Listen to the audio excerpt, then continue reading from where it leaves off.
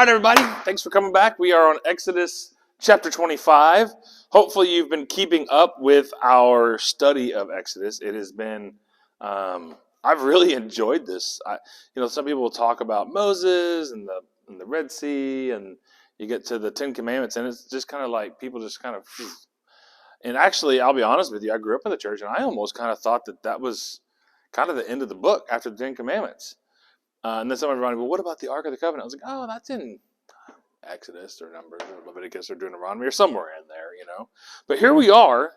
Last week we talked about Exodus 24, and we talked about the covenant confirmed and how amazing it is that God sets the covenant, and then he also fulfills the covenant, and he uses so much symbolism. It's just amazing to me. So we also saw last week Moses going up and down the mountain a bunch of times again. I'm telling you, that dude had to be in good shape. He was climbing up and down the mountain all day long again. So yeah, they had to walk everywhere. So it wasn't, we were in a sedentary lifestyle. So they definitely had a more realistic approach to travel. It was, they live 10 miles away. Okay, well, that's going to take me, 3 hours to get there. That's just what I do for the morning. I leave my house at 5 a.m. I'm there at 8 a.m. to work or whatever it is. It's just what you do.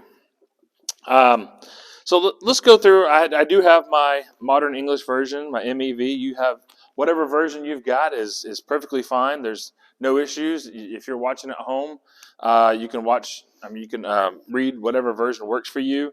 I'll remind you about versions. If I'm saying that this color is gray, this color is gray, right? So if I said this is gray, I wouldn't be wrong if I also heard you describe this as battleship gray, or I heard you describe this as a dirty snow gray, or whatever. Like, we have this idea. Come on in, guys. We have this idea that like these different versions, in some people's estimation, completely change the text. And that's not 100% true. There are some changes, and some of them are profound. But for the most part, it's descriptive language. So if I say this is gray, and you say it's sweatshirt gray, and you say it's battleship gray, and you say it's dirty snow gray, we're not wrong. It's subjective, yeah. It's more of like, this is my kind of take on this thing. Yeah, no one's arguing the fact that it's gray. Yeah. That's a fact. I see it a little bit gray. Okay. So some of the stuff that we look at in the scriptures, when we see that, like, for example, come on in. For example, one of the things is you'll see, like John 3:16 will say, for God so loved the world that he gave his only begotten son. Some will say that he gave his one and only son. Some will say, and if you look at like a Spanish translation, it'll say he gave his one and only unique son, his único. So translating an idea into another language, so you kind of word it however you want to word it. Yeah, none of those things are necessarily wrong. It's just this person, the word that popped in their head for one and only was begotten, or it was unique, or it was whatever. We're still talking about the same idea. So different versions of the Bible. Don't give me heartburn. If you like the hath and the thou and the these and all that stuff, go on with your King James. Get on with it, That doesn't give me heartburn. My problem is I have a hard time. I get lost. I forget the picture, and I end up looking at the puzzle pieces because the these and the thous kind of hit me in the face, and I'm like, during the Shakespearean. Correct. Oh, really? Yeah. That's how they spoke over there. I don't speak like that, so I don't connect with it as much. So I use the modern English version because it connects with me better. You're welcome to use whatever version you want, as long as you're in the scripture. That's kind of, my key to this whole thing. The main point is be in the scripture. Have an opinion because you've spent so much time in it that you have a favorite version of the Bible. Maybe that would be a way to put it. Yeah. Okay? All right, so I'm going to read Exodus chapter 25, and it's starting verse 1 here. and I'll go, and then we'll stop, and we're going to talk through this thing. If you haven't been to it, bradflack.com/Exodus. I do have some videos and some pictures for you to look at, of course, as usual, related to tonight's topic, and it will continue this same kind of thread going into the next couple of weeks as we go into the tabernacle, we go into the priestly garments and what the priest would wear and all that kind of stuff. All of it has great meaning and symbolism. But at the end of the day, I'm going to say this now, and I'm going to tell you what I'm going to tell you, and then I'm going to tell you, and then I'm going to tell you what I told you. Okay? So what I'm telling you now is the great symbolism and meaning behind all of these elements that we're going to talk about. Very cool. It all points to Christ. That's what I want you to get out of this. All points to Christ. It points to me and you being sinners, unable to fulfill anything of our own. God doing it on our behalf, and Jesus being that behalf. Okay? That's what I want you to get out of all of this. So let's jump into Exodus 25 together, and we'll get on our way. The Lord said, MEV, yeah, Modern English Version is what I use. The Lord said to Moses, "Tell the children of Israel to bring me an offering. From every man who gives willingly with his heart, you shall receive my offering. This is the offering which you shall take from them." So God says to Moses, listen, we're about to do something cool. You know what? Arts and crafts project. I got a good idea. Let's do something. I want you to collect it from the people. All right? Here's what you're going to ask for. Okay? So let's go into the second part of verse 3 here. Ask from them gold, silver, bronze, blue, purple, scarlet, fine linen, goat's hair, ram's skins dyed red, porpoise skins. You know what a porpoise is, don't you? No. That's a dolphin. Oh, yeah, right. You don't have any porpoise puddings? Dolphin skins, man. Check that out. They were stolen. An acacia wood, oil for the light, spices for anointing oil and for fragrant incense, onyx stones, and stones to be set in the ephod and in the breastplate. Let them make me a sanctuary, that I may dwell among them, according to all that I show you, the pattern of the tabernacle and the pattern of all its furniture, you shall make it just so. So God is moving in out of a time of, here's the laws, to, you know what? Let's do an arts and crafts project together. And I want it to be visually stimulating. I want it to be something that you can smell, even something that you can taste. And I want it to be something that would remind people of who I am, because I want to be among them. I'm going to have a place. That's what he's saying here. I'm going to let them make a sanctuary that I may dwell among them. So he's basically saying, can you make me a little place that I can come and be with you? Okay? Arts and crafts project, and maybe even a little DIY fixer-upper. Okay? Except they're not starting with a bad house. They're starting with nothing. Okay, they're in the middle of the desert. Well, I say nothing. Put an asterisk next to it. I'll come back to that in a minute. Verse 10. They shall make an ark of acacia wood, 2.5 cubits long, and 1.5 cubits wide, and 1.5 cubits high. Now, a cubit has been measured different things through different years, and it is usually been measured by whatever the king's arm, from here to here, from elbow to fingertip, whatever the king's was, and it would vary based on the size of the different kings. It's standardized later. I don't know exactly when it's standardized, but it's standardized later, after this time, about 18 inches. So if it was 15 or 16 inches, or if it was about 20 inches, it's about 18 inches, okay? The size really doesn't matter. Just know it is, 2.5 cubits.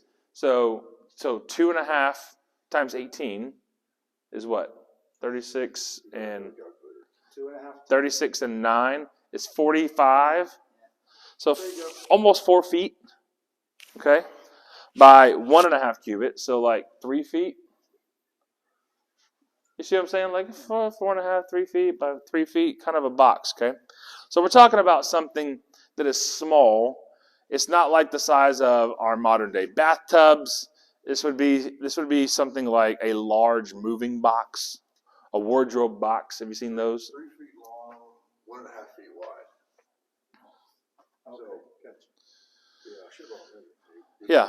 I mean, 1.5 feet is 18. Well, it says 18 if it's 1.5 cubits. 1.5 cubits. So 18 plus another half. So that's 27. Okay, so 18 plus 9. 18 plus 9 is 27. So a little over 2 foot. I'm just saying 2 foot for round numbers. Yeah.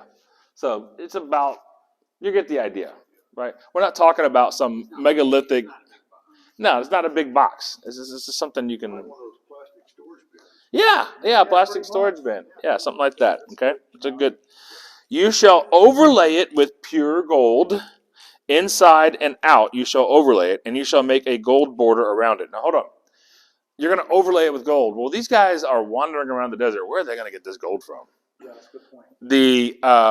The calculation of us when I was studying for this, to overlay those dimensions to overlay that with a layer of gold would take 20,000 wedding rings.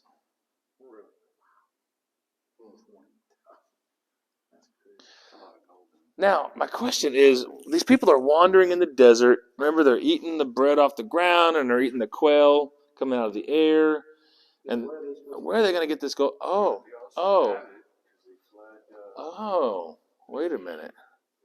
When we left Egypt, remember, it wasn't just, okay, you can leave. It was, get out. And as a matter of fact, here's my gold and my silver and my stuff. Get out of here.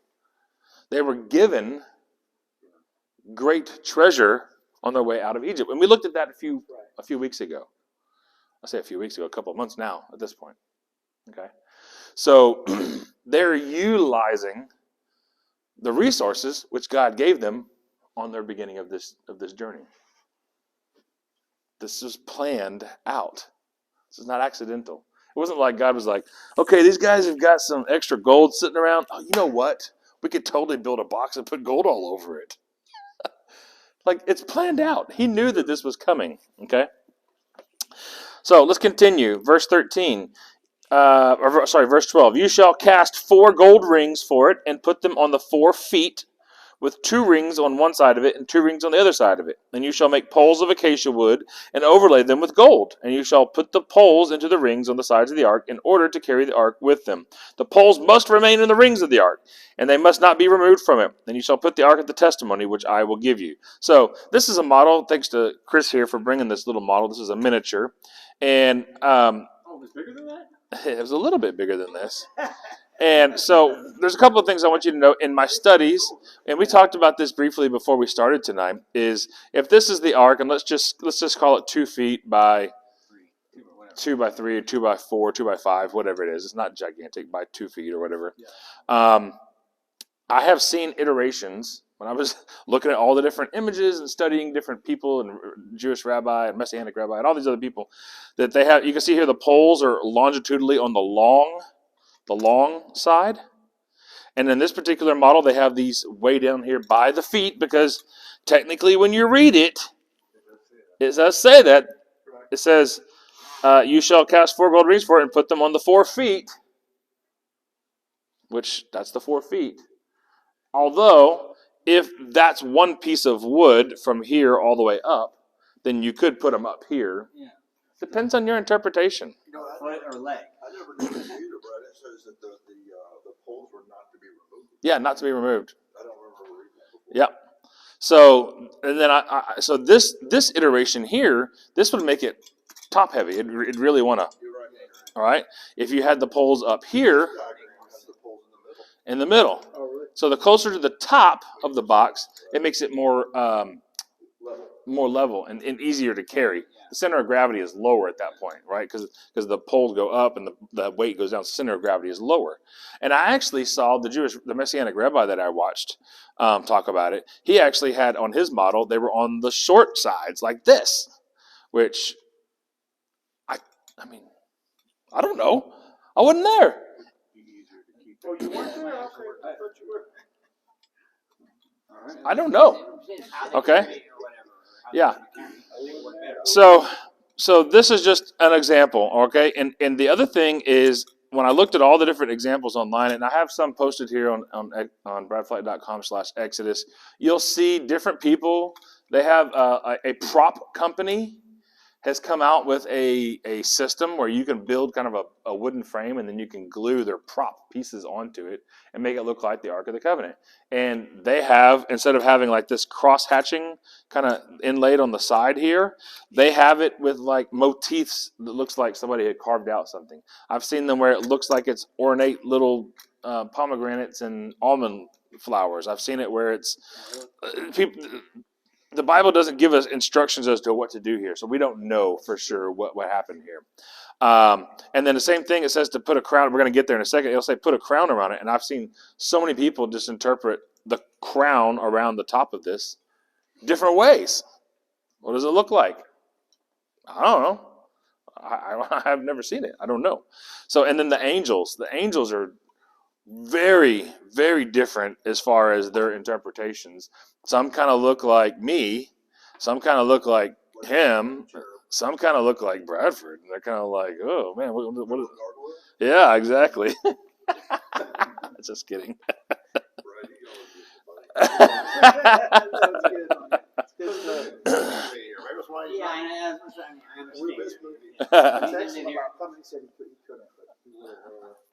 Okay, so we get the basic outline now. Let's go into some more detail here. You shall make a mercy seat of pure gold, 2.5 cubits long, 1.5 cubits wide. So this piece right here is exactly the same dimensions as the box. You following? Same dimensions. And this top piece, read this again, verse 17. Read 17 with me again. You shall make a mercy seat of pure gold. It doesn't say, go back over here to verse 11. Verse 11 says, you shall overlay it with pure gold inside. Now, but verse 17 says, this piece here is to be pure gold. So that would make this a pretty hefty lid. Yeah, for sure. A pretty hefty lid. And we'll talk about some symbolism in there.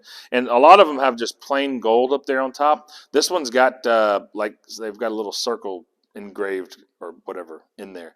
And I couldn't tell you if that was right or wrong. I mean, as far as seats go. It says that it's one archaeological model. It was hammered out of one solid piece of gold. And so it just made one solid slab. Yeah. So it had to be heavy. Yeah, it had to be heavy. Sure. So one of the people that I was watching, they did some like Bronze Age tooling and kind of split the wood and all that kind of stuff. And So is gold heavy for a metal? gold is one of the heavier metals. And so they calculated that even if you put a thin skin over top of the acacia wood and you have a solid gold top, and then the angels are gold as well, that they're saying that it would be minimum 240 pounds. Ooh, yeah, that's it. Yeah, just one lid. Minimum 240 pounds. That's his lightweight. Yeah. I mean, he's like, yeah. Yeah. You sleeping in the ark. So it's interesting when you start breaking it down and you look at it. Like the Ark of the Covenant is kind of interesting, Let's go to 18. You shall make 2 cherubim of gold. A cherubim is a type of angel. What are the different angels? We're not going to go into that today, but there are different angels for different reasons. Cherubim are the ones that are around the throne. Okay? And so we will see cherubim here. And this is what is this called here? Verse 17. The mercy seat. And a throne is also a seat, right? It's a seat of power. The term mercy seat means something in particular, or is it they're saying it? Great. Somebody caught it. Somebody caught it. That's never been used before. That word. The mercy seat. Before that time, mercy seat has never been used before. So when God is telling Moses this, he's saying this is a mercy seat. You can see Moses like taking notes even. He's like, wait, no, what? You mean a really comfortable seat? Like what? Okay, we'll come back to that one. Okay, just continue my notes, right? But here's the deal. If these are cherubim, and we talk about in Isaiah and Ezekiel and Revelation, you see that the angels or cherubim are the ones that are around the throne. Okay? If that's the case, then that's around where God's seat of power is. And in this particular instance, the the instructions by God were to put visual representations of a spiritual being, the cherubim, around a seat, but not of power, but of mercy. And if you think about that, what's the difference? And let's write them out, because I want to make sure that we're all clear. All right. So the first one is, what is mercy? Mercy is not getting what you deserve. Not getting what you do deserve. Yes, what you do deserve. And so what is grace? Getting what you do not deserve. That's right. Getting what you do not deserve. And so this was the mercy seat. So he's saying, on this seat, surrounded by the representation of these spiritual beings, is not a throne of power for me, but this is a place where I'm going to grant you mercy instead of giving you what you do deserve.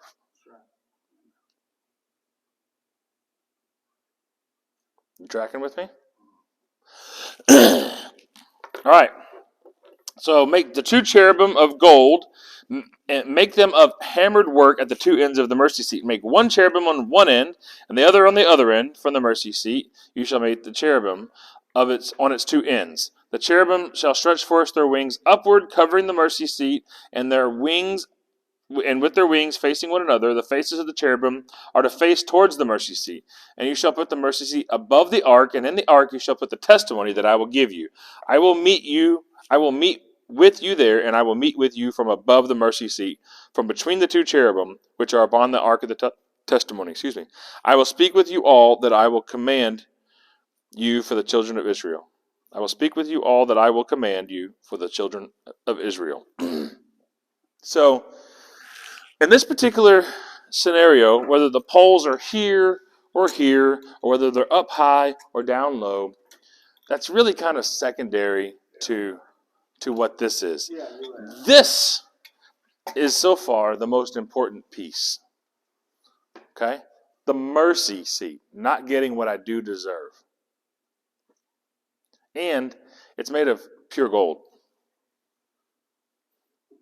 which is the highest worth and highest value. The cool thing about gold is it doesn't change. Correct.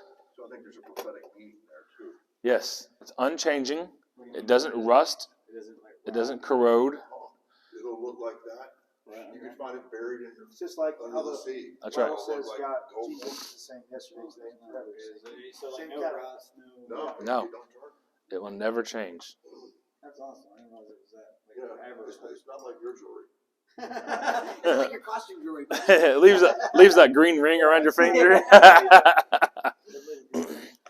So what I want you to just imagine is, if we got these tablets down, and whether it was just the 10 or if it was all the rules, but including the slaves we talked about a couple of weeks ago and stuff, however many tablets it was, and what was on there exactly, we kind of talked about that. I don't know for certain. Okay, there are people who lean towards there was only 2 and it was blah blah blah. But so anyway, but these were to be put into here. Okay, and he said this last part here says, I will meet with you there, and I will meet with you from above the mercy seat, from between the 2 cherubim which are upon the ark of the testimony, and I will speak with you all that I will command you for the children of Israel. So he's not done giving instructions to Moses, but he's saying this is going to be an important place for us to meet. Now, when you go into the throne room, to the throne, and remember that's the seat of power, and you approach the king would have to take his scepter, and I'll take this as my scepter, and if he was like, whatever, then they would throw you out, best case scenario, or they would kill you for coming into the presence of the king unannounced and unwanted. Okay? So if the king said, let's hear what you have to say, you were able to approach and make your case. Okay? That's from the power. The mercy seat, if you'll notice here, God is telling Moses in verse 22, I will meet with you there. I will meet with you from above the mercy seat, from between the 2 cherubim, which upon the ark of the testimony. I will speak with you all that I will command you for the children of Israel. He is not giving a power move. He is saying to Moses, you build it, I will come. Like Field of Dreams. If you build it, I will come, is what God is saying. If you build this thing, I will come. This is where I want to meet with you. I don't want to meet you in the power of the throne. I want to meet you in the mercy where you're not going to get what you do deserve, so I can deal with you. Because what do you deserve? Probably, so we don't even want to. Eternal. Yeah, so we That's don't right. go into that. Yeah. You know what I love about our God versus other gods? You know, reading the Quran, I've been trying, the last 2 years. Sure. So I'm trying to parallel. We have a God of love and mercy, like you're talking about. So I'm reading the Quran. Man, Allah is about conquering your enemy. Almost every chapter, every book is about conquering. Ours is love. We are based on love. That's right. I mean, even like if an enemy of Moses was like, I was reading this in one of the scribes I was sending you, like even if somebody got injured, they would want to find a Hebrew family because they knew they would show them love. Sure. Even though they were an enemy, they would get love and care. Yeah. You don't get that from other religions. No. Like you do here. So it goes with the mercy seat. That's right. Never focus much on that, but I like that. So someone pull up Romans 3:23, and someone else pull up Romans 6:23. Is that about Falling short of the glory of God. Yeah. We read that one. We're reasoning.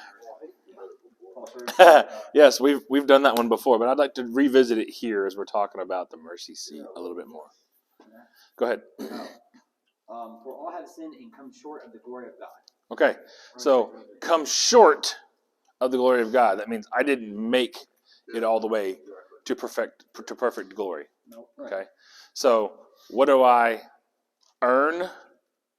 What do I get because of my my sin? I get death, except for God offers mercy. Mercy is not getting what I do deserve. And then he gives me eternal life on top of that, which is something that I don't deserve. Okay? Are you at 6:23? Romans 6:23? Okay. Romans 6:23. For the wages of sin is death, but the gift of God is eternal life in Christ Jesus our Lord. That's right. So when we see here, he says, I will meet with you there. He's not saying, if you've been a good boy, I'll talk with you. If they've obeyed out there, I'll come talk with you. If you've sacrificed enough bulls, I'll come talk to you. He's telling Moses right here, I have given you something that you don't deserve, and that's face to face with me. And you know what? I love that point. It's also like, it's not based on works. No.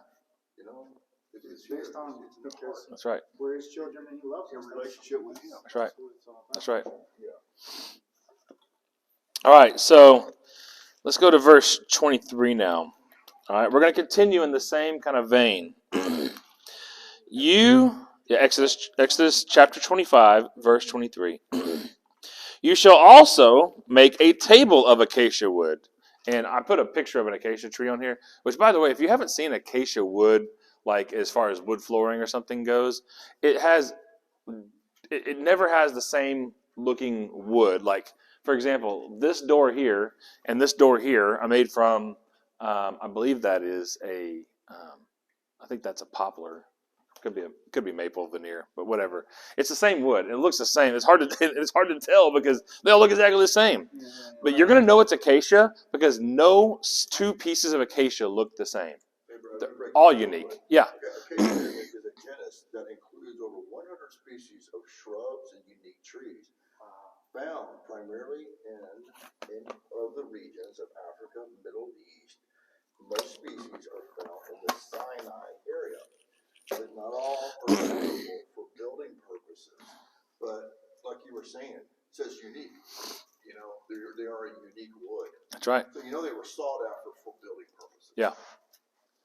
So even if today, if you look up like on the internet and you do a search for acacia wood flooring or something, I didn't know that. it has all different grains. It could be light, it could be dark, it could be browner, it could be redder, it could be, and that's all from one tree. Like you, That's impressive. yeah. So you don't have like if I chop down this pine tree over here, by and large, what I get is if it's all kind of a yellow, a light yellow, it's all light yellow. You know, Which is okay. nothing wrong with that. But acacia is just all sorts of stuff. And he's saying here, I want you to make so the acacia wood super strong. It resists rot and pests naturally. It has a very strong resin in it, which makes it more water resistant. And so this is going to be something that is going to last for a long time. So God didn't just say, hey, find that balsam wood over there, or find that cheap yellow southern pine over there. He said, find the acacia wood on purpose, okay? And as Chris pointed out, this is a tree that they had there in the area where they were walking around. So you shall make a table of acacia wood. The ark's already made with acacia wood planks and then covered, except for the lid, the mercy seat, which is all gold, okay? 2 cubits by 1 cubit, 2 cubits long, 1 cubit wide, and a half cubit high. And you shall overlay it with pure gold and make a gold border around it. And you shall make a border around it of a hand breadth. So you're going to make, so if this is the border here, you're going to make a border a hand width wide. So it's going to have a decorative piece to it. Okay. There's a picture of it. Oh.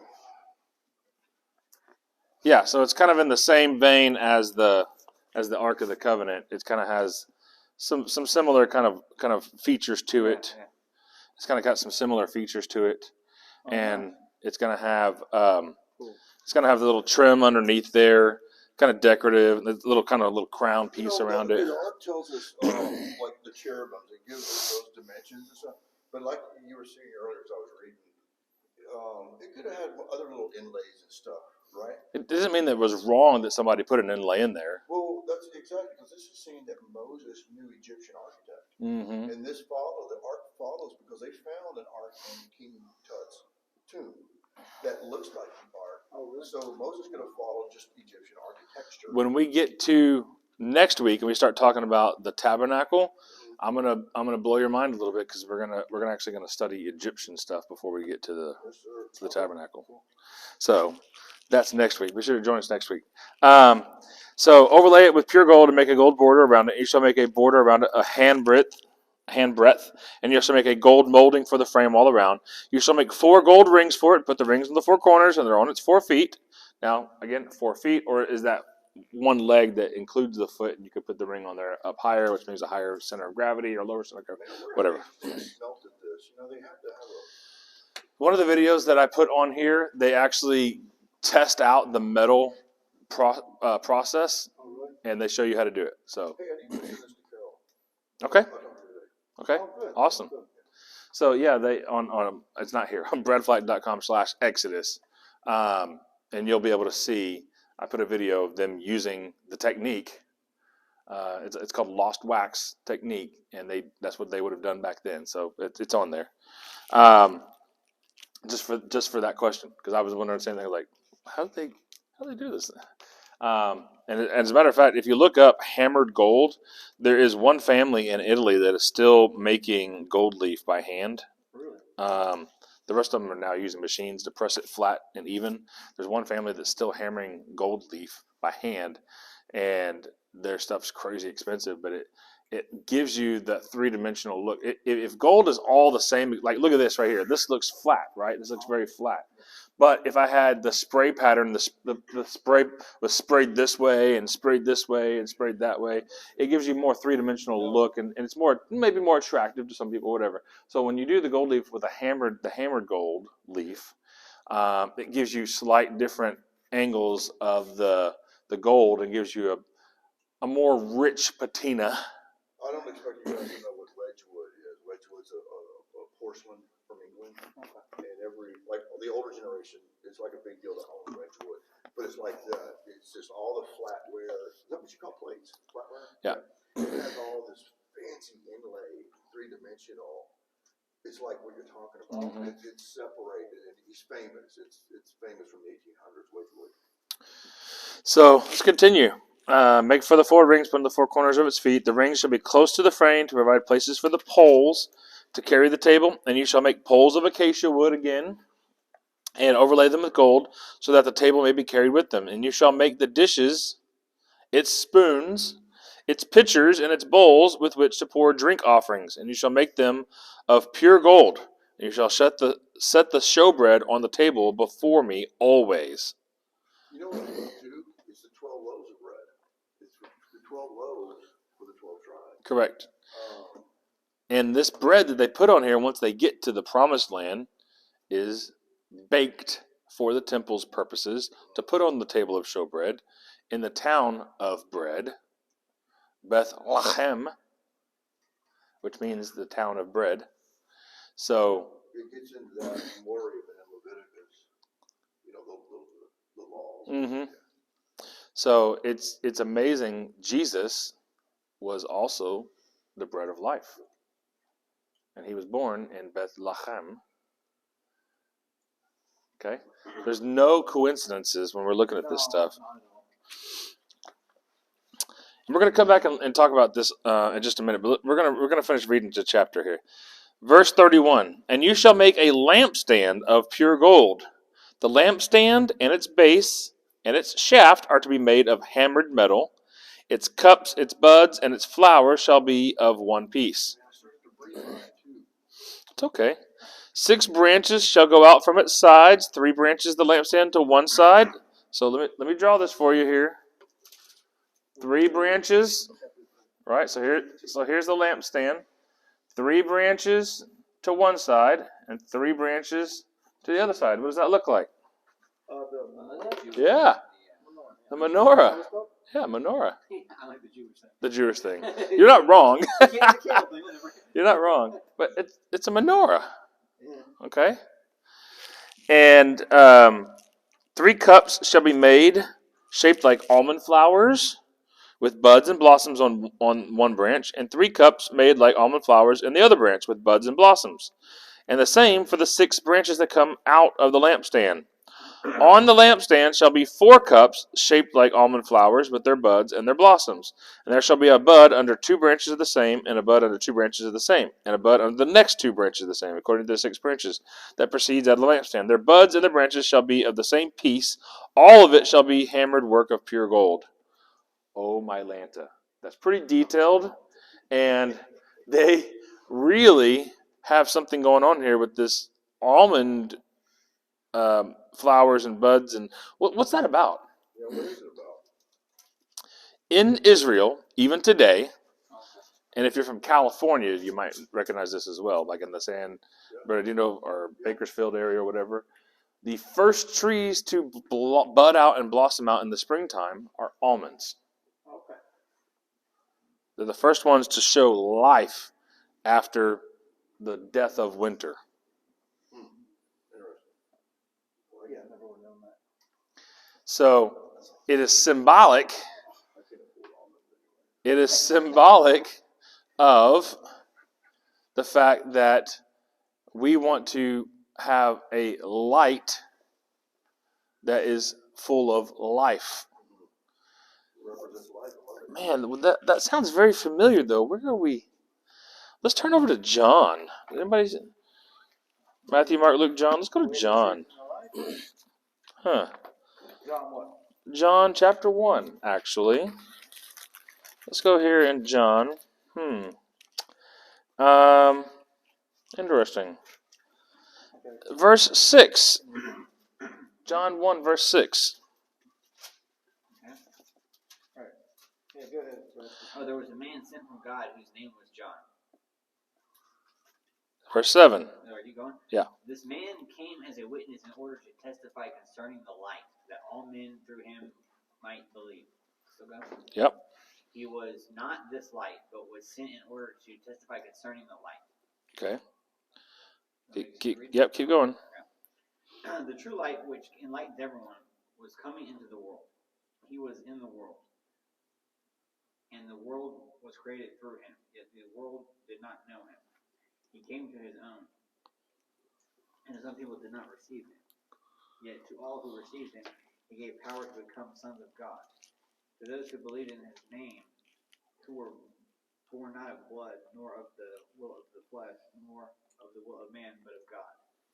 The Word became flesh and dwelt among us. The Word became flesh and dwelt among us.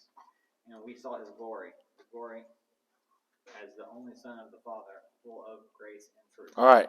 So we're talking about Jesus, right? And we're seeing John the Baptist. People were following John the Baptist, and he was doing a lot of amazing things. And he said, no, I'm not it. I'm just pointing. Oh, and there he is. That's the dude right there. Okay? That's what John did. He was known as like the forerunner, right? He was the forerunner. Okay? Now, let's go back up to verse 4. Because we're still talking about Jesus, and I skipped this on purpose. I'm going to go back to verse 4 now. In him was life, and the life was the light of mankind. The light shines in darkness, but the darkness has not overcome it. So what are we making here in Exodus 25, verse 31?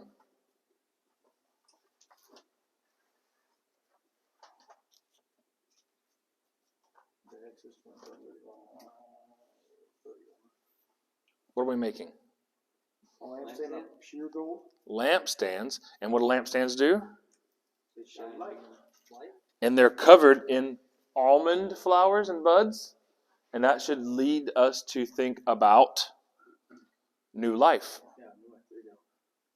These lampstands are pointing to new life that is in the light. And darkness has not overcome it.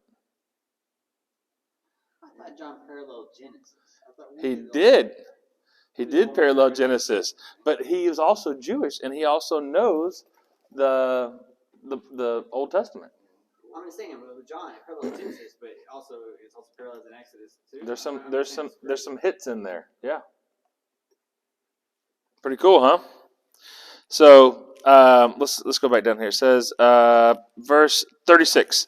Their buds and their branches shall be of the same piece. All of it shall be hammered work of pure gold. Then verse 37. You shall make it 7 lamps, and they shall light its lamps so that they may give light to the area in front of it. Its snuffers and their snuff dishes shall be of pure gold, and it shall be made from a talent of pure gold. Along with all these utensils, see that you make them according to their pattern of which was shown to you on the mountain. So, there's a clue. According to the pattern you saw on the mountain. That's where he got the 10 Commandments, right? That's where he got the 10 Commandments. So, God apparently must have flashed into Moses' mind, or maybe he somehow projected onto the side of the mountain on the rock. Here's what I want it to look like. So, go from there. Okay?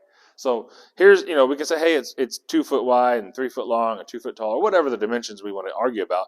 But maybe when he was shown the plans on the mountain, maybe it had hatching on the side of it. Maybe it had pomegranates and almonds on the side. I don't know. Okay, so we don't have the original, so we can't say it. And I'm actually okay with us not having the original. You want to know why? Because we would turn it into an idol, a place to worship. Yeah. Instead of worshiping God, we would worship that ark. So I'm okay with that. Where was Jesus exactly born? We don't know. I'm okay with that. We would venerate it. And they've tried already. Figure out where exactly in Bethlehem it was. Well, they've already tried. They put Church of the Holy Sepulchre and all these other things. Church of Correct. Yes, they said this. They're saying that the ark was taken by some 3,000 years ago. Solomon's stepson, or his son with Menelik. Which I always thought was Yeah. Yeah, with the Queen of Sheba. The Sheba. Yeah. Oh, was that okay? So I don't know. I doubt it, but if you want to find the exact place where the cross was, exact place where he was putting the stone. But why? Why do people want pieces of this? Yeah, Deuteronomy 29 basically says the secret things belong to the Lord our God. That's right. We're not supposed to. I know the whole verse, but we're not supposed to know everything, right? Well, That's right. We're not supposed to know. Yeah. So. And what is the second commandment? We'll go back to Exodus 20. What's the second commandment?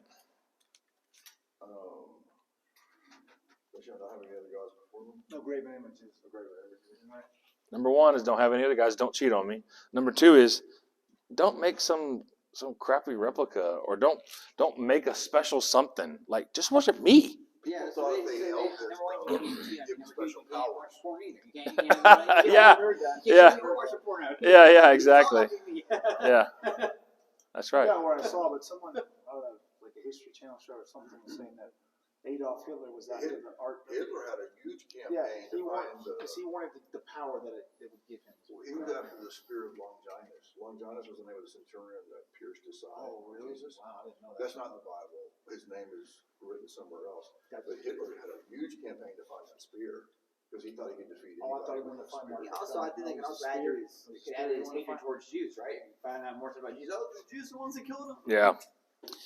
So we see here that he also says a talent of pure gold, right? A talent's about 75 pounds. So this is for the lampstands and their snuffers. 75 pounds of gold. That's a lot of gold they came up with. Surprised they just gave it all up, but I bet some of them complained. Oh, I'm sure they did. So inside the ark, and we'll talk more about this detail, some of this later, but it's outside of Exodus. So the reason I'm gonna talk about it now, I guess, not later. God says, put the law in here, right? Put the commands in here, and so you'll have these are just little replicas. So this is just like a miniature of that thing. Don't And, eat that man, though. and so, it says put that in there, and it's just this. Oh, okay. It's just a little gold version of it. But Bradford, do you know what actually went in the ark? Do you know what they stored in the ark? Tell me, Chris. No, it's not a joke. No, I don't. I don't know. Well, explain it to him. I'm doing it right now. Okay. I was waiting for a punchline. I'm like, come on, I got Tell me, Chris. I can't say nothing without Tell me, Chris. So the rabbi who I was watching, he was saying that there's arguments about exactly what was in the ark because we don't have it, so we don't know for certain. Okay, what he says was the second time, which we're not there yet in our text, but we know Moses breaks the first set of tablets, and he goes back up and gets them again. So the second ones were put in there, and he thinks that the first set that was broken was actually put in there too. It was like, hey, don't waste it. Let's put it in there. And then there's a long scroll that covers the Levitical law that Moses wrote, and so they think that was put in here too. My only argument with that would be is like, it took all this time to write that stuff, and then you don't read it for the people to, like, how do they know? You can't memorize that many laws very easily. So that's just my personal opinion. You can argue with me about it. It's possible. Yeah, they're supposed to have copies. You want copies. Yeah. Yeah. So They could have put the original. They could have put the original in there. That's why we don't know if Moses got a copy of the Ten Commandments, but it was the tradition of that day too. Right. And then we know from Exodus 16, when we talked about the manna, and remember he said, you're going to get this bread on the ground, and you're going to scoop it up, and it's going to look like these little white balls, and it's going to be sweet like honey. And they were like, okay, well, what is it? And he's like, exactly. Because manna means, what is it? So he said, collect a jar of that. He tells Aaron to collect a jar of that in Exodus 16, here we are in Exodus 25. So he's got a jar of it, and they're going to put some of that inside of there. Now, the rabbi said perhaps they didn't put it inside, they put it outside. I don't know. Is it worth arguing about? No. All right. And later on in Numbers 17, which we're not going to cover in Exodus because it's in Numbers, Aaron's staff or rod. He did, but we're not covering that in Exodus. Yeah, he wrote it. He wrote the first 5: Genesis, Exodus, Leviticus, Numbers, and Deuteronomy. And so what they did was the leader of the prince or the king or whatever, the representative of each of the 12 tribes, got a wooden staff and brought it in, and they left them there overnight. And when they came back, Aaron's had budded and blossomed out, and it was almond, which tells you That's the beginning of life, right? Love it. And